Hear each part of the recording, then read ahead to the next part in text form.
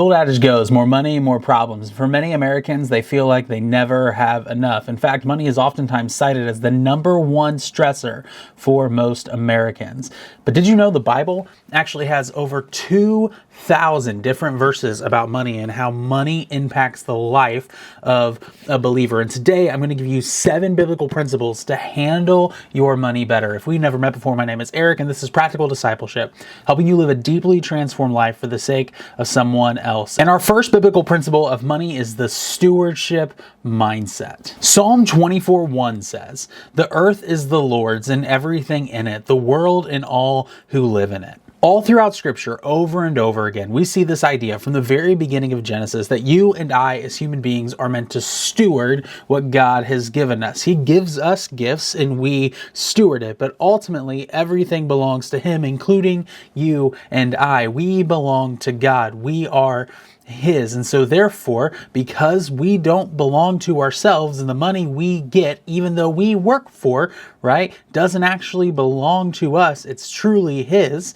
because He's given us the gifts, talents, abilities, and opportunities to earn that money. We view everything we have through the lens of stewardship, not ownership. When I am a steward of something, my goal is to take care of it. Your goal with money and the resources you have been given, it should be to steward it, and it should be to steward it well. Now, just because we say steward, this is not me advocating that you live a life in poverty. This isn't me advocating that you live a life with nothing of luxury. No, in fact, it's the opposite. If God's blessed you, if He's gifted you, and He's given you good things, you should enjoy good gifts, but you shouldn't enjoy good gifts to the extent that you're not generous, that you're trapped in debt, and that you don't actually take care of family or friends around you, but you only take care of yourself. That's treating it like an owner, and that's not stewarding it. Stewarding doesn't mean that I don't get to benefit from the work that I'm doing. No, stewardship changes my perspective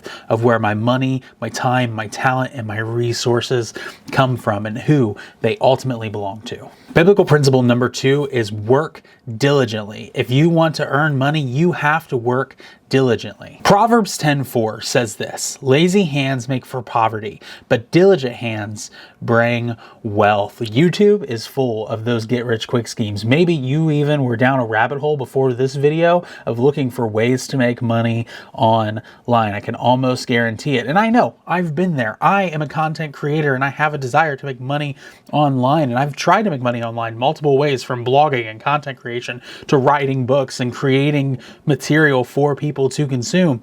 And here's what I've learned. And this is true because you find it in Scripture. There is no get-rich-quick scheme. There is no get-rich-quick scheme.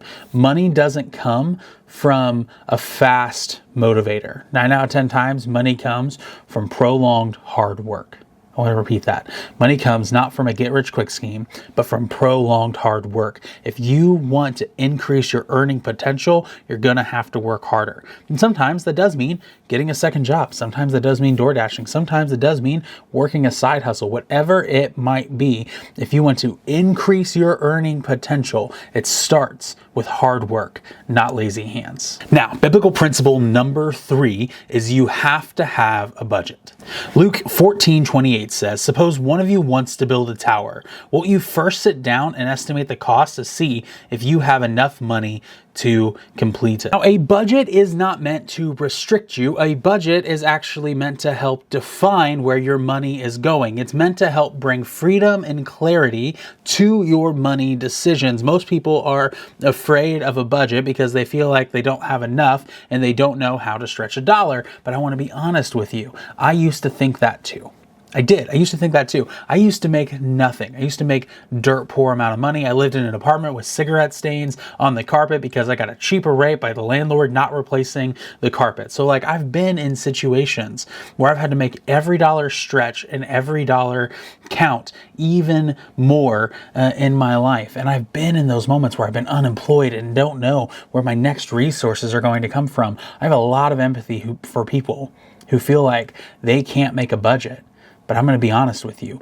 You can't afford not to. You can't afford not to. You cannot afford to not have a budget because you need to be actively planning where every dollar is going. My favorite form of budgeting is actually zero-based budgeting, where when income comes in, you tell every single dollar where it goes down to zero. That means X number of dollars goes to savings, X number of dollars goes to expenses, X number of dollars go to charitable giving, tithe, generosity, X number of dollars go to fun and to leisure. And if you have debt, X number of dollars disproportionately to most of that should be going to your debt payoff. Right? Building a budget, specifically a zero-based budget, will actually propel you into finding clarity around your money. Budgets bring clarity, and it's important for us to count our resources and to know where they are going. So build a budget. Biblical principle number 4 is to avoid the debt trap. Proverbs 22:7 says, "The rich rule over the poor, and the borrower is slave to the lender." The average consumer debt in America is $104,000 and some change. That's a crazy amount of money. Most Americans would cite that they live paycheck to paycheck. Why? Because lifestyle creep and keeping up with the Joneses, those nice new cars, is what everybody wants. And I get it. We like nice things. I like nice things, but nice things should never own us. And we need to live lives where we are not owned by somebody else, but we live freedom because our God has given us freedom. Let us not go into bondage via debt, and let us live free lives by paying off our debt. If you are in a debt trap, I'm going to challenge you. Get into the Dave Ramsey resources. He has tons of free stuff online. His 7 baby steps are great for getting you out of debt. Biblical principle number 5 is to save for the future. Proverbs 21:20 says, "The wise store up choice food and olive oil, but fools gulp theirs down." Saving isn't hoarding. Saving isn't preventing you from living a good life now. No, saving prepares you for when disasters show up and retirement comes. Let me repeat that. Saving prepares you for when disasters show up and retirement comes. One of those things that I hear a ton of young people say is, I can't afford to give to retirement. I cannot afford to give to retirement. Dude, when you are 18, your dollar is worth way more than me at 30. Your dollar invested at 18 is worth exponentially more than my dollar invested at 30 years old, and so on and so forth. The younger you start investing into your future and saving for retirement, the better you will be in the long run. I got a late start. I didn't start until I was 25, but at least I started before I was 30 because I bought the lie at one point that I couldn't afford to invest in retirement. And I want to encourage you, don't buy that lie. Maybe you're a little bit older than 30 and you're thinking, man, I don't know if there's any way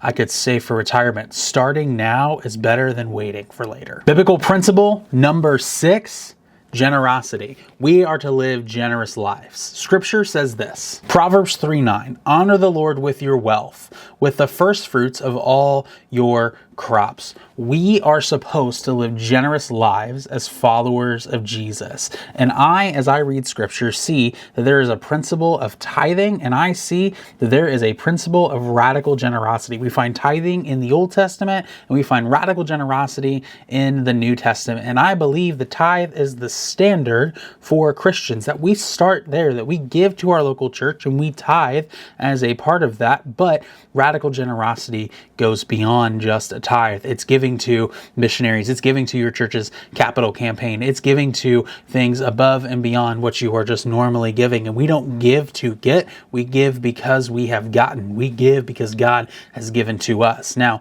I want to be clear. When I talk about generosity, I talk about generosity from a place of somebody who does it, right? I don't ever want to sit here and be like, I don't do these things. No. I give, and I give generously. I tithe and I give above and beyond. And so I want to encourage you to tithe and give above and beyond. And here's the deal. Maybe you're in a financial situation where you don't know how to start tithing. Maybe you're seeing the dollars and you go, oh man, I don't know where I can begin tithing. Cool. The goal is to get to the tithe. The goal is to get to the tithe. It's not to start at the tithe. So if we want to get to the tithe and you're in a rough situation already, start with the question, what can I give? what can I give? Reframe it, right? To not, I can't give, but rather, what can I give? And start slowly. And as you work out and put the other biblical principles of money into play, your generosity will only increase, because if you are a good steward and you save and you recognize that none of it is your own and you avoid the debt trap, you will be able to give more. All right, the final biblical principle. Contentment. Hebrews says this. Hebrews 13:5. Keep your lives free from the love of money and be content with what you have, because God has said, never will I leave you and never will I forsake you. We live in a world of stuff. We buy storage units to store more stuff. We have holidays around gift giving to give people more stuff. We go into debt, that $104,000 because of stuff. Friends, I want to encourage you that you don't need to get into the trap of needing more things. You can be content with what you have. You can be content with what you have. I've been on a content creation journey, and contentment is a big deal for me in this content creation journey. I'm using a camera that I bought over 6 years ago. Camera technology has changed. There's nicer, there's newer cameras, and quite honestly, I would like a newer camera, but contentment says this one works just fine. Contentment says this one is accomplishing the job that it is doing. Contentment says I don't need to go buy a new tool or resource yet. I can wait, right? Another way that this has happened in my life and that contentment has shown up is with the iPhone. I am 2 iPhones behind right now. This is the 15 Pro Max. We are on the 17 Pro Max. And when the 17 Pro Max came up, I usually try to upgrade every year. I didn't upgrade right away. My phone was still working okay. It still had great battery life. It was doing fine. Now, a couple months in, my phone's battery life is starting to dwindle really bad and dying before the end of the day, and stuff isn't plugging into it well. So I'm at a point where it's like, okay, my charging cords aren't staying in the phone well, the battery isn't lasting long, it's time to upgrade to a new phone. And so I want to go upgrade to a new phone, but I'm not just rushing to go upgrade. I'm actually being content, and I'm waiting, and I'm prolonging that process as much as possible, because I don't want stuff to own me.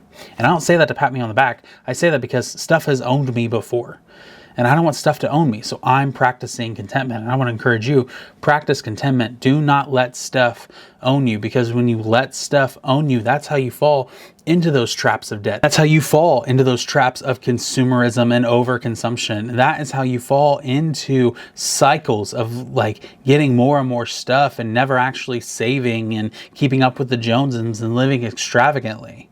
Friends, I don't want that for you. God doesn't want that for you. No, Scripture paints a different picture. Scripture paints a picture where our money is managed by us because we are stewarding what God has given us. Scripture paints this picture that we steward well what we have to benefit generations to come. Scripture also talks about how a father leaves an inheritance for his children. A wise man leaves an inheritance for his children. And that is what your call is. Your call is to use your generosity, to use your money, to use your wealth, to use your resources, not just for yourself, but for generations to come. Hey, if you found this video helpful, I want to encourage you to check out my new book, A Practical Guide for Spiritual Growth in 2026. You can find it in the link down below. And of course, if this video was helpful to you, click right here so that you can keep growing in a deeply transformed way.